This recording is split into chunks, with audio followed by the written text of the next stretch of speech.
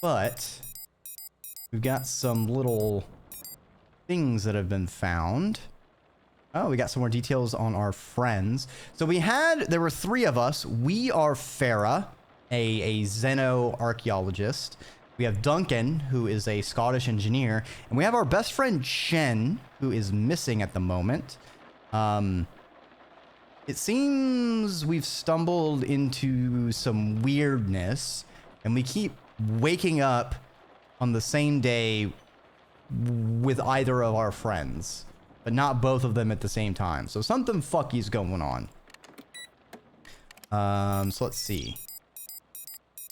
So Duncan, 40-year-old Scottish man, 1.9 meters tall, broad shoulders, and a bad temper. Never really understood what Chenda sees in him. Still, he was a Royal Navy mechanic, worked on spacecraft as soon as Navy moved from sea to space, and has valuable skills. Chenda, been my close friend since we studied together in London. Kept in touch as we both started working in labs soon after our studies. Me studying the Colossus culture, her reverse engineering their technology. After 2 years stuck in labs on Earth, we could not resist the urge to see the wonders of this new planet ourselves anymore. We created our own contracting company, Space Looters for Hire. We heard the French planned to found Kairos in 73. We catapulted ourselves, Chen, Duncan, and I, on a small spaceship. We woke up without her. Where the hell is she? Okay, and then we have a bunch of new things. Okay, so it marks in yellow the new stuff. The sarcophagus is only a few kilometers away from Kairos. Time to see if we can open those doors. Okay, investigating the canyon ruin. Commandant Lustau. Chen needs to analyze the key in a lab, and Lustau has the best in the area. We have to pay him a visit. Plus, he may have some clues as to what is happening. Cyberpunkish space lore. If we want to be pedantic on genres, that's why I call it retrofuturism. Because cyberpunk tends to imply sort of a despotic, futurist, hyper-capitalist culture environment sort of situation. Whereas this is like, I know there's like specific types of retrofuturism depending on like the decade that was looking forward to the future. I don't remember their genre names other than cassette futurism, which I don't think this is. But it's like, you know, some of those chonky, you know, electronics and old things, and also just this color palette. Like this, our little interface thing looks like we have like a handheld device with screens, and it's got like some weathering because we've been using it for a while. Like, it's beautiful. There's like apparently like an enhanced octopus in this bar, so you know. The antenna, yeah. Color palette looks 70s. I get really bad on pinpointing anything in like accurately when it comes to like 20s, 30s, 40s, 50s, 60s, 70s, 80s. Everything's just kind of a giant smudge in my head, other than bell bottoms, which I will always say are 70s. What if a walkie-talkie was a computer? Basically. Well, the alien technology that we found so far are basically like giant, super complicated Rubik's Cubes, like 40-sided Rubik's Cubes, or 1,000-sided 3D Rubik's Cube, where there's an outer portion of the Rubik's Cube as well as an inner portion of the Rubik's Cube, and then like you have to touch the specific buttons in certain configurations. So interesting alien tech we've got going on here. Neat. Nightmare. Yeah, I wonder if like you could just like do what I did, which you just break it apart and then you assemble it, solved, and then bam, there you go.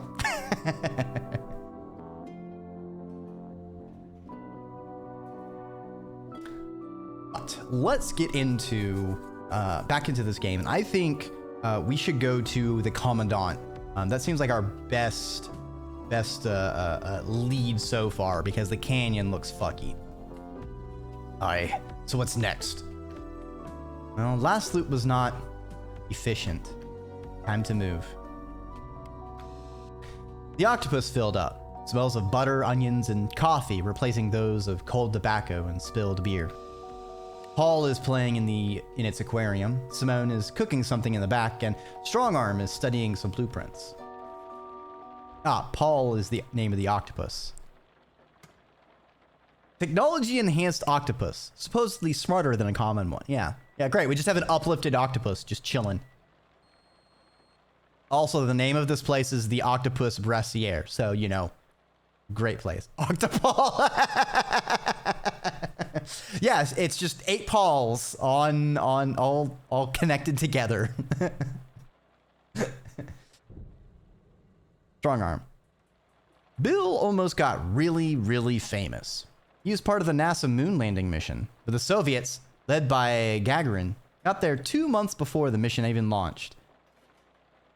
Instead of Armstrong, strong arm. Okay. He has since been trying to find his way back to glory since then. Poor strong arm. Let's trade. I have store credit. Let's see what we can get from Simone. No buyback on food, dear. 1 item, 1 credit. I see. Air filters, bottle of Patisse, quantum compass. The answer to all Schrodinger's problems. Invented by the USA, although nobody really knows how it works. It disrupts Neoproxima's quantum forests for a while. Big game rifle. Rope, a sandwich, enhanced torch. Wait, we can buy store credit?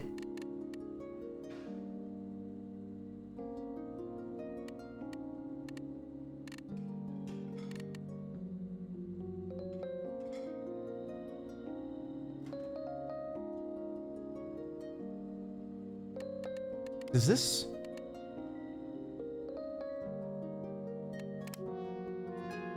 Oh, this is interesting. Okay.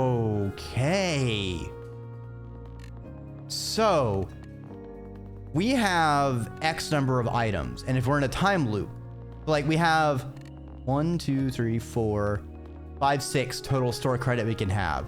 Of that store credit, we can exchange it for whatever items we want to. Now, there has to be another way to get store credit, though, because we ate a sandwich last, so it seems like if we use a consumable, though, it would, unless it's restored, unless sandwiches this time are restored, I'm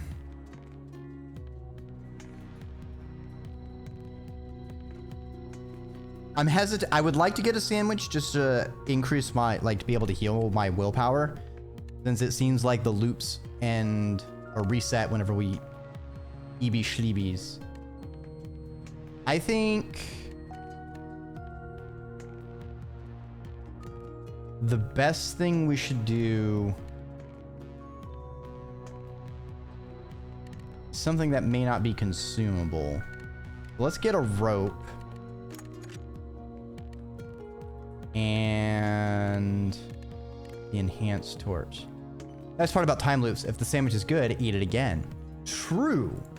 Question is if the sandwich comes back with us, because we had a bunch of things in our inventory at the beginning that aren't with us this time. There was an alien bomb. There was a Z battery we looted. Where did that go? There's still a lot of questions going on.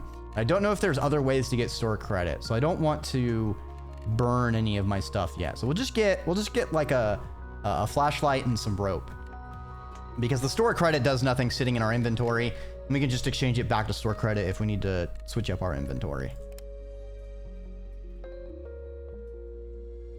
Yeah, no buyback on... Oh, yeah, no buyback on food. The food is one way. So there's gotta be a way for us to get more store credit. Because it seems like food is pure consumable.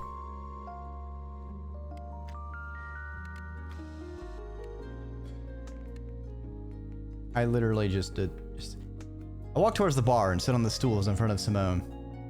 You don't look too good, dear. Yeah. Okay, we're good. Didn't mean to do that. Let's talk to Strongarm. Alone at his table, Strongarm is studying some sort of aircraft blueprints. A strange physical anomaly prevents our planes and spaceships from flying in Neoproxima's atmosphere. Nobody is quite sure what causes this, like many things on the planet. That's a serious issue. Colonizing the planet would be much easier with choppers and jumbo jets. Strongarm has been struggling with this particular problem for as long as I've known him, but the solution still eludes him. He seems to drown slowly. The bottle of bourbon close by his coffee may indicate it has not been going better recently. How's it going?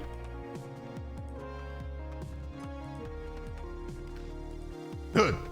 Today's a big day. He gets a sip of his smoking hot coffee, gives us a big smile. Today, I fly. Another sip of his Irish coffee, elbow resting on the table, and he points his massive finger at us. Want to come? Imagine that. First humans to get a steady bird's eye view of the surface. One-time opportunity, friends. Strongarm is an interesting case of chicken and egg. Was the man destined to be that square and strong as an ox, or did he grow into the name? Whatever the case, he fills his bench completely. Smaller than Duncan, he still has 20 kilos on him, despite the influx of bourbon starting to take its toll. And smart, too. Yeah, let's fly. What could go wrong? You figured it out? He evades my eyes, sorting his blueprints and cleaning the table. Strongarm was never a good liar. It should work, in theory. You sure, mate? Flying is a pretty practical matter. Duncan and Strongarm always liked each other, and I share his concern. Strongarm crosses his arms on his massive chest, his smile even bigger. I know what I'm doing. He takes a handful of salted peanuts from a small greasy bowl. The nuts are tiny between his fingers, but he manipulates them with a surprising delicacy. You see, nobody found any rational reason for this problem because there is none. Gravity is simple, and nothing we discovered on this planet, except our little problem, changed the rules. He takes a peanut and drops it 20 centimeters above the table. The nut bounces once on the orange steel and falls to the floor. Hopefully Simone didn't see that. See? Almost as fast as on Earth. A handful of peanuts is not as lucky and ends up in his mouth. He is not one for monologues. This is surprising. Alright, if peanuts can fall, and what? He brushes his mouth with his flying jacket. His manners are not getting better. Laugh all you want, but my American colleagues are still dropping peanuts every day to be sure that they still hit the ground. He lets out a laugh. His relations with the US government are not at their best. Birds can fly. We even came across giant jellyfish-like creatures that can reach the stratosphere. They can fly. He leans towards us, putting his elbows on the table. The smile is gone from his face.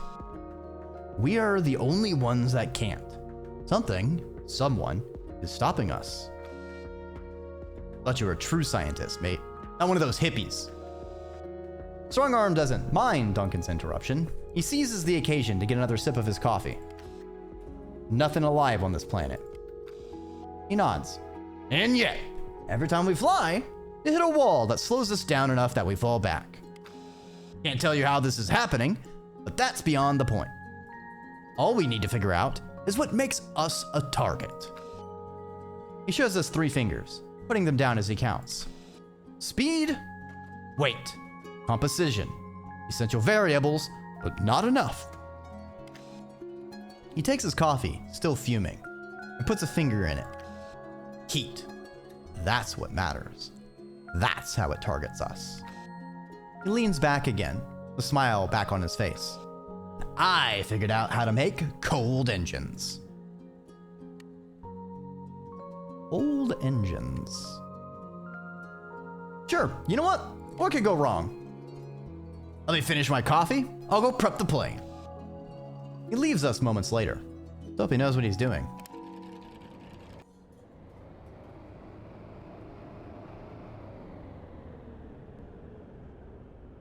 Whee!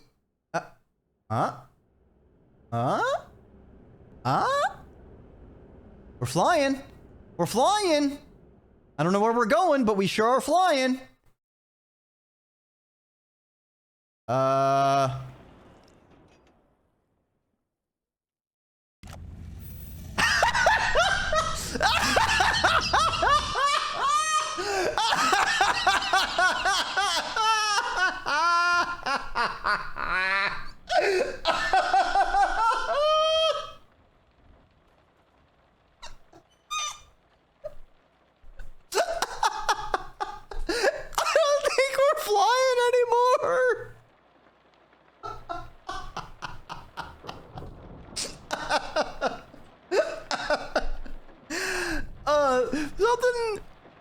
Something about just like the very simple graphics just makes it that much funnier. You know, sometimes simplicity is better than just gratuitous rendered CGI. You know, let the imagination, you know, do the work.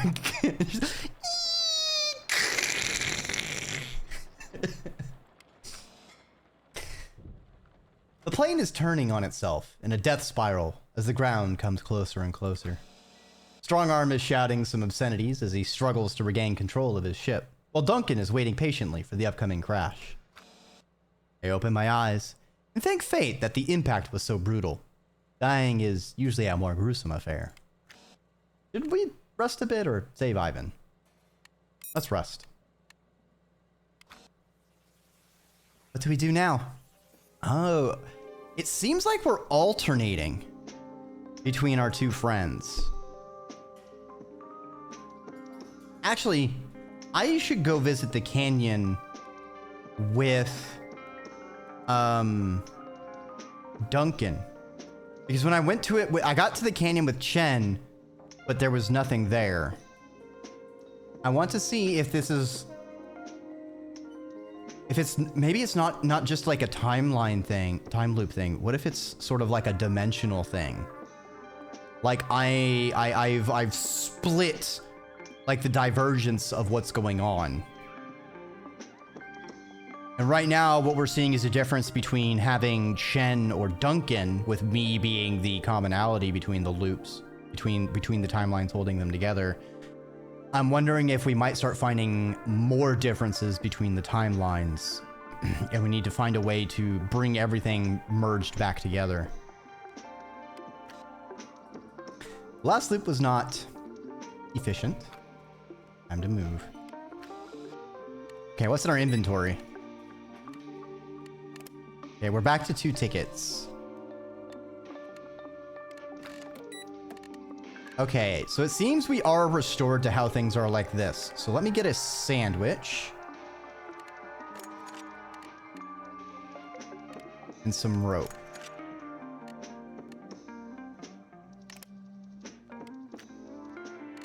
Okay. Let's leave. Oh, I can press L to reset the loop. Interesting. So I don't want to go to the octopus bar. I want to go to...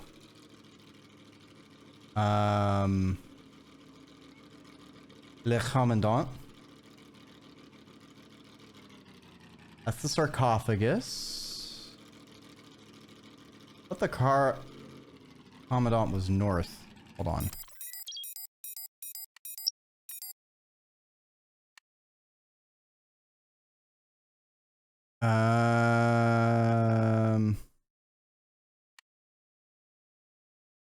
West. Oh, I need to go west. Snarf. All right, so Kairos colony, this is all new.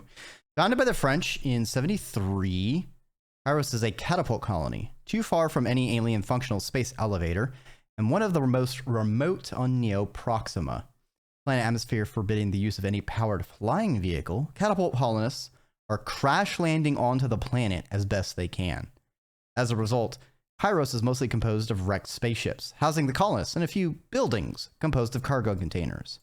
The Froggies did not come here by chance. The area is littered with ruins, including the biggest ever founded on the planet, the so-called Kairos sarcophagus. The Soviets and Americans quickly followed. They're literally just crashing spaceships to build a okay. Interesting strategy.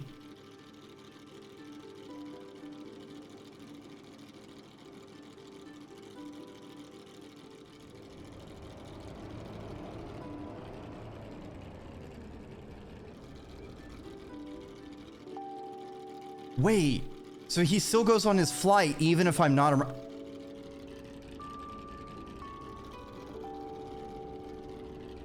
And then he oh, events in the time continue even while we're that's very interesting. Very, very interesting. I wonder if we can get to his crashed ship and if we can get something from it. I'm gonna make a note to maybe try that out in another loop. There's a landing, but I can control. No. I mean, you're not wrong, old Max. You're not wrong. I prefer to survive my controlled crash, though. Also, hi, Sorrel. Welcome on by. Okay. Better eat our sandwich so we stay awake.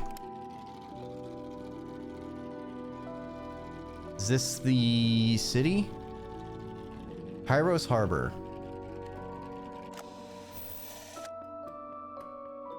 The harbor is a small village in itself, hosting the fishing fleet that supplies Kairos with the planet's seafood.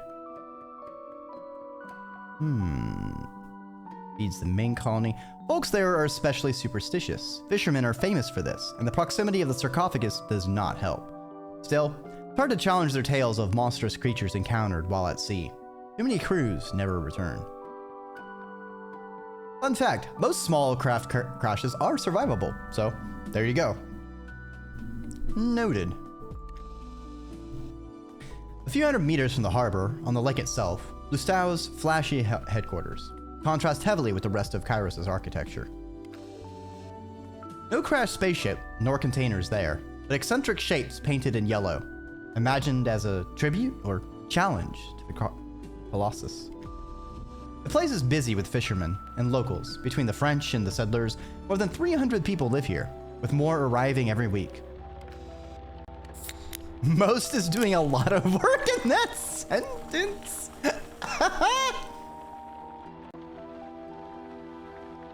Yeah, it's always fun to interrogate adjectives. Just like any food that claims that it's all organic. Like, yeah, you know, like cyanide's organic, but that doesn't mean it's good to ingest. Crash a large plane for crash. No, Sorrel, no! Also, thanks for that Dreki drink, Lily Bird. Delicious. Let's head to Lustau. We advance towards the floating bridge, passing through the harbor rapidly. Cyanide's bad. Yes. God, I guess we're canceling cyanide. Jeez. Can't believe it did that. Just killed that guy.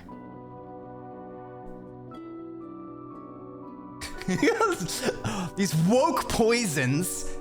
Back in my day, we had lead, we had our arsenic, we had our asbestos, and all these people coming in with their woke cyanide, like, ooh, I'm instantly killing. I prefer atropine or natural toxins. Access to the base is highly restricted. Espionage is very much at play on Neoproxima, and the pontoon is too narrow for two vehicles to pass. A young soldier in the gatehouse checks our ID before pressing a button. Her blue and brown uniform showing signs of wear. Distant light at the other end of the bridge turns green, and she raises the gate to let us pass. The lake dark water surrounds us for less than a minute as we pass through the main gate and into Nouveau Continent. The massive body of water expanding everywhere but north of Kairos would probably deserve the name Sea of Kairos, but officials insist it's a lake. Larger than the Caspian Sea, no sailor dares to go too far from the coast. Storms are frequent and deadly, but the gigantic fauna poses a much bigger threat. The Americans supposedly discovered several islands on the lake, far enough to be invisible from the coast. Maybe even Colossus ruins. Nouveau Continent. Lustau showed his usual ingenuity and marketing genius when he planned Nouveau Continent, New Continent. The French headquarters are almost entirely built by recycling the materials from their spacecraft, transforming the dual ships into a flamboyant island. The operation is still in progress, and several new buildings are awaiting more resources, more crashed spaceships. It is already quite a sight, and Lustau's filming crew is continuously documenting this wonder. Bullets are lead. We really should have seen how bad lead was. True. They don't want you to know this. The fact that they're building all of these colonies and stuff out of crashed spaceships, let me get the music going. Actually reminds me of a book. You know, spoilers for a book like, what, 30 years old at this time? The Dragon Riders of Pern series. Because later in like release order, there's Arum! Welcome! Hi! Bye! 17 months. Holy snacks. Thank you. I hope you're having a good start to the year, Arum. But yeah, Dragon Riders of Pern. So, if you read them in release order, you get through like most of the series, and then they actually release like prequels to it. And it's interesting because the Dragon Riders of Pern is actually sci-fi, because it was actually settled by spacefaring humans, and they actually intentionally went there to get away from all the bullshit at Earth. And it was specifically designed and pitched as a one-way trip. So their spaceships and such were constructed in such a way that they could take them apart as usable materials and build them into houses and their temporary structures while they work to adapt to the local environment and the materials therein, which is really interesting as a concept. Obviously, they were like at very high tech, with the idea that once they adapted things, you know, they would eventually settle into a much lower tech as their baseline, because they had like gene modding and things like that, just for starting out and getting everything going. Luckily enough, they were able to get everything going before everything all broke down. You know, good books. I still enjoy them. I should reread that series. It's been a minute.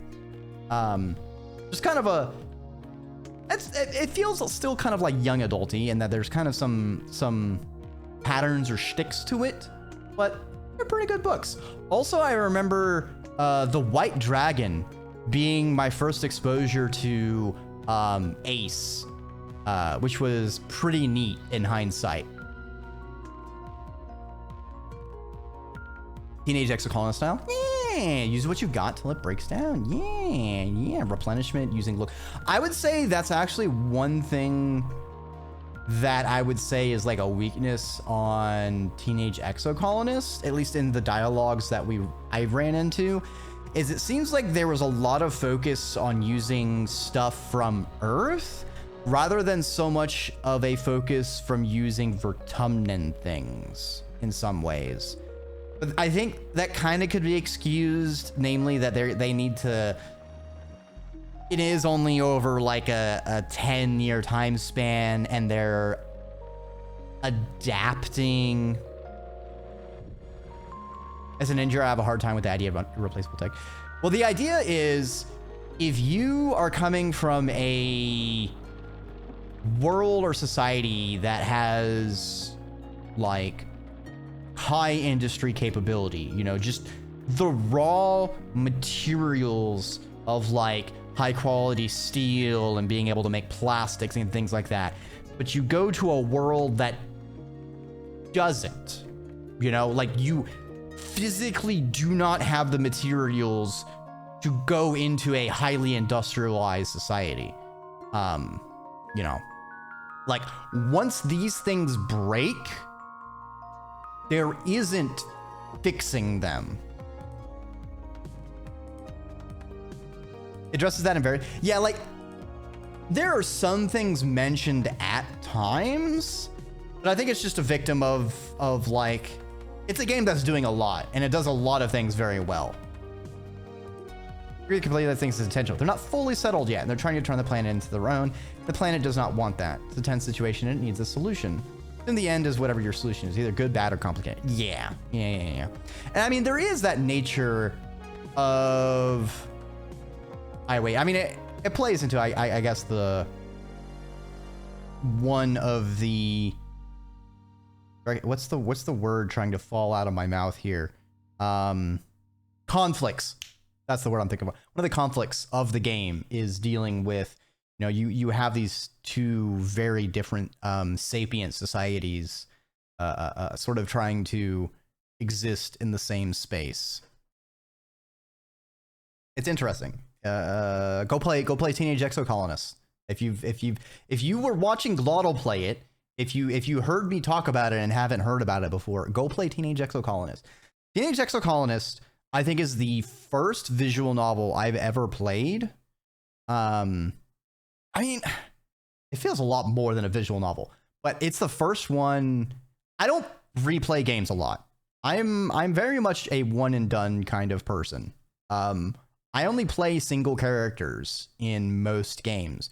In Final Fantasy, I have one character when I played that. When I played Guild Wars, I have one character. Teenage Exocolonist is one of the first, I think is the first game in years that got me to play it multiple times. Because it is that good and that varied.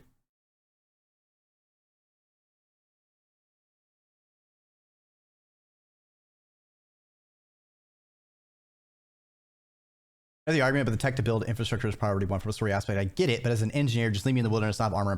Yeah, well, I mean, no. I mean, they have that fallbacks, but like when I say highly industrial, I'm talking like some of like bleeding edge current tech, like they wouldn't be able to do.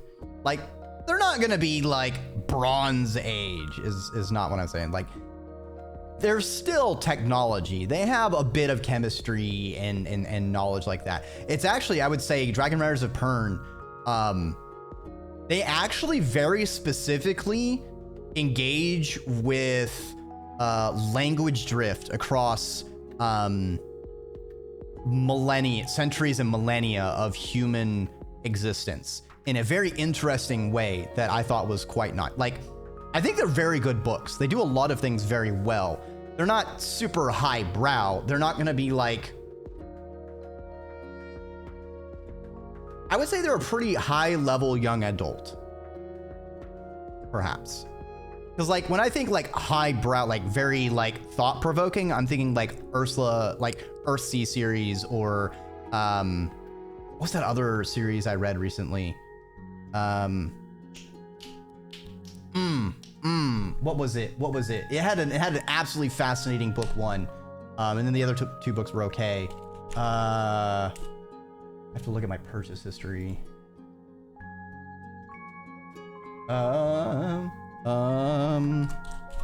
Books. Where are our books?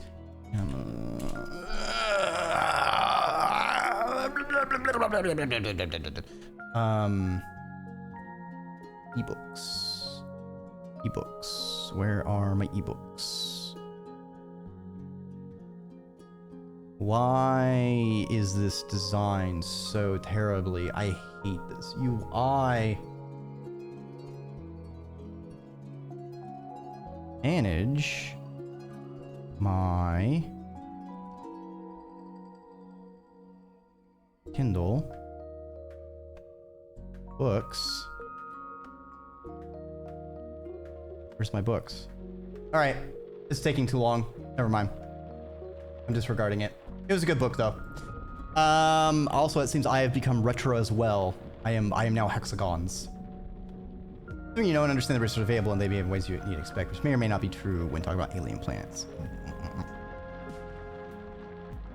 All right, let's go see the comment. Also, because this is also French, you're gonna get me doing very bad Franglish.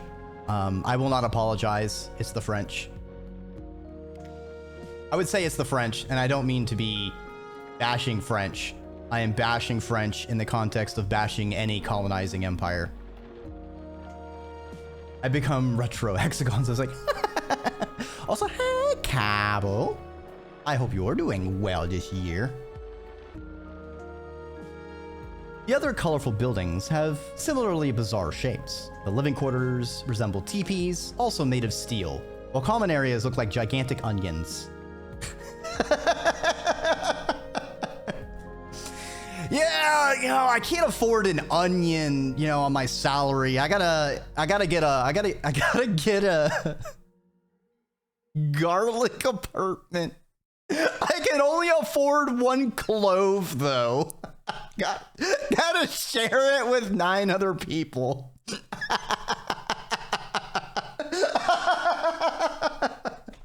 You see those ritzy people down the road in their tomato? Jeez, they are living it up. I can only afford a pearl onion sandwich. I, for one, support our food-based architecture here. I think they're cooking into a very delicious stew. The Nightshade neighborhood think they're so good. Yeah, but you go down that red pepper district, you can see some spicy stuff there. I have to live in a raspberry, but it's one of the little. That's basically one of those like Japanese pod hotels.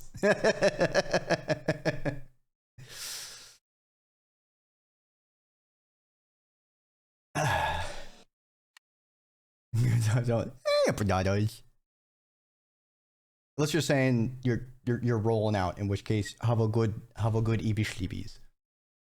I parked the truck in the courtyard in the shadow of a young tree next to the other French vehicles. How are the vehicles French?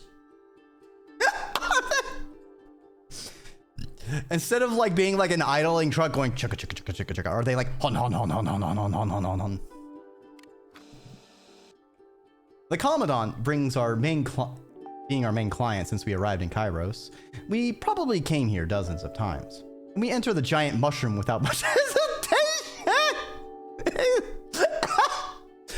This city is not beating the food allegations.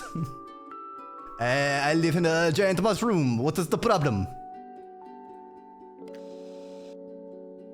Even if the French spared no expense, the fact remains that Kairos can only be accessed by space for now. Means they had to make sacrifices while building their top-of-the-line research base, considering the spaceships were making a one-way trip.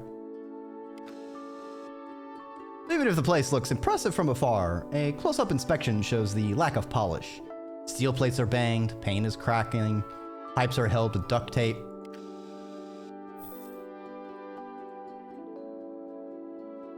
It's spelled duck instead of duct.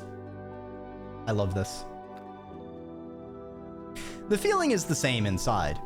Wooden walls, orange carpeted floor, plastic windows, bright lighting. Luxurious environment here, so far from everything, but small details hint at the lack of finish. The air is heavy with cigarette smoke. The place is busy hive, with scientists and military personnel going on with their work. It's French, they love their duck, I assume. It seems like a French thing.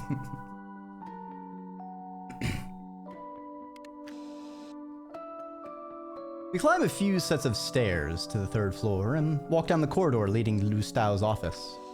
His secretary, a short, round man with a big mustache, but few remaining hairs, seems away. That will speed up things. I have duct tape with little rubber duckies on it, so it can be both. Nice. That is great. I knock on the door and enter as soon as I hear him answer. Commandant Pertz. His office has a beautiful view of the lake and the fishing village, and even Kairos' sarcophagus up north. I can see the dark smoke coming from the city's electric generators. The shelves along the walls are filled with books about nature, the sea, and space, and models of his previous inventions.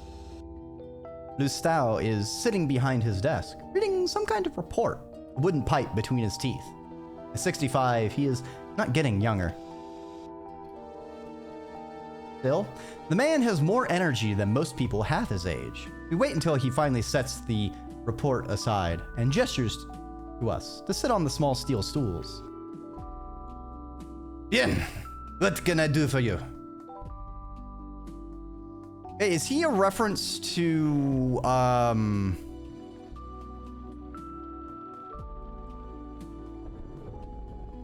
oh, what is that dude's name?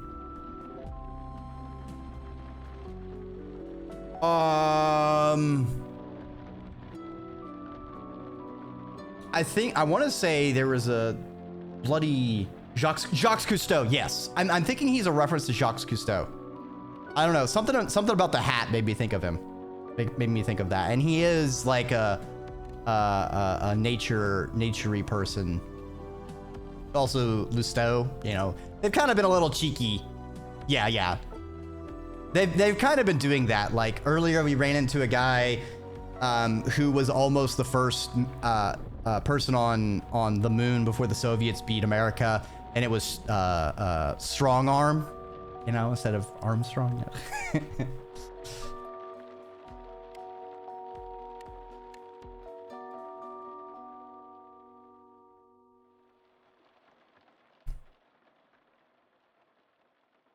What's new, Commandant? Let's do that. He lights his pipe with a long match before standing up, with an ease contrasting with his wrinkles, and walks to his office window. Things are going well. I have never been closer to the sunken monument, and by extension the sarcophagus. In the lake, a few hundred meters from the artificial island, 3 ships are busy reeling in a small yellow submarine. The Anorep 3. Lustau's tiny submarines are unique. He and his team crafted each version to explore deeper than the previous model. The newer versions have some added features specific to Neoproxima: a torpedo launcher, several harpoons, and even a state-of-the-art underwater taser. What is this, Subnautica? I didn't know you found something down there. What do you mean? We had an interesting exchange. A slight disagreement on the topic not a week ago. He looks surprised. I am too. I know I never had this conversation, yet a part of me remembers something. It goes on oblivious to my internal conflict. Ooh. I'm starting to feel like it is more than just some kind of time loop, but we have like divergent timelines we're swapping between. This ruin is linked to the sarcophagus. I'm sure of it, even if some skeptics like yourself would have us believe otherwise. Lustau is authoritarian, but always in control of his emotions. The intensity of his last few words is unlike him. His dark brown eyes locked on the boats. He taps his pipe butt on the glass. Even if they all seem connected to the sarcophagus, this one is critical.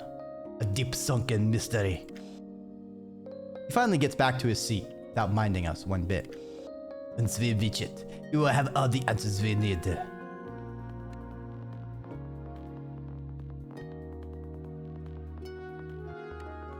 There are other monuments like this one? He gesticulates his pipe while making his point. As I said, we've had this conversation before and did not reach an agreement. We analyzed the other monuments and it gave us nothing but nightmares. They are deterrent to religious. Nobody knows. This time, Lustau looks more annoyed than surprised. But I'm not in the mood either. Okay, okay. Still, where can we find them? He sweeps his hand over the subject. There is one just north of the arbor. What's left of it anyway. It's just across the river. In a small quantum thicket. Quantum woods. The first reports describing the quantum forests were wrongfully considered as isolation-induced madness or pure invention. But things changed after the British lost a whole caravan to one of them in the winter of '68. Everything not in your direct field of vision is constantly changing inside the woods. Trees seem to appear out of thin air, and the common advice is to keep your eyes right in front of you. Even the ground cannot be trusted in those woods. Many have perished by falling down a cliff they never saw coming. The only safe way to travel in those forests is using a quantum compass. There is another one all the way south in the swamps. Are too rich and as useless as the first. He looks at us above his glasses. You went there yourselves already, as did everyone.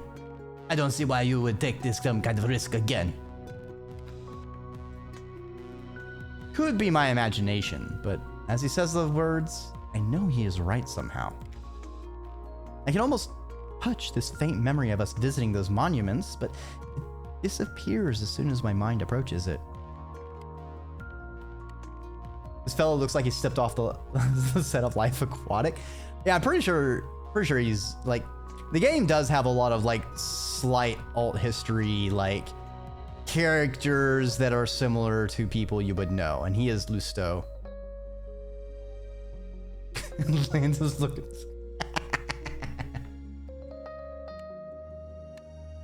He also has been building some submarines to explore, so you know.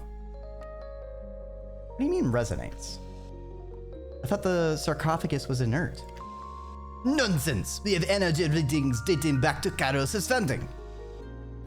Annoyance turns into exasperation. What's up with you today? Did you bang your head? Or was it the bottle? You ought to stop drinking that much, mademoiselle. This is a despicable way to pass time, and women are mad meant for it. Sarcophagus producing energy. Strange monuments. Seems like the world we woke up to is not the one we used to know. About the canyon ruin. Gustavo was the one who sent us to the canyon in the first place. Contacted us a few days before we made the trip down there. Surely he has more information to give us. Commandant, we went to the ruin you sent us in the canyon down south. We faced some difficulties. He pauses for a moment. A ruin in the canyon, you say? I have never heard of such a thing. Gustavo is a good poker player. Hard to know if he's hiding what he thinks may be an edge against his competitors. But considering all the changes around us, is it possible that the ruin we explored does not exist in this timeline? Let's show him the key. The dilemma is quite intense, but in the end, Lustau may be able to help us.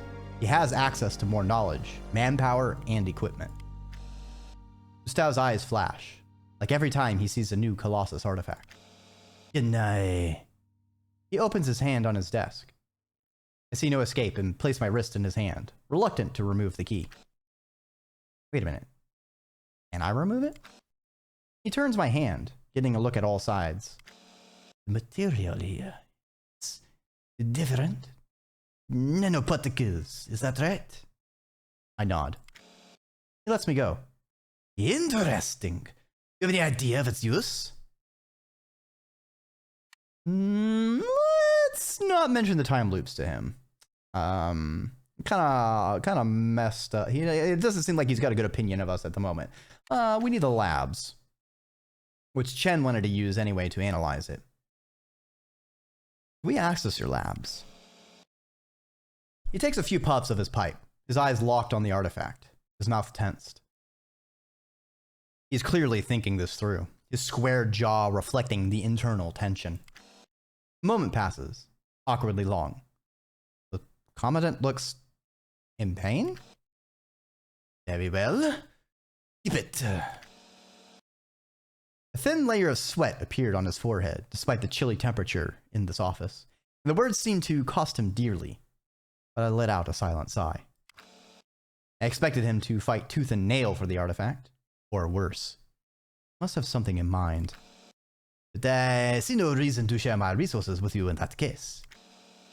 Here we go. Pettiness, then. There's a saying in Kairos. There's no losing with the French. There's no winning, either. Gustavo always finds a way to stick it to you.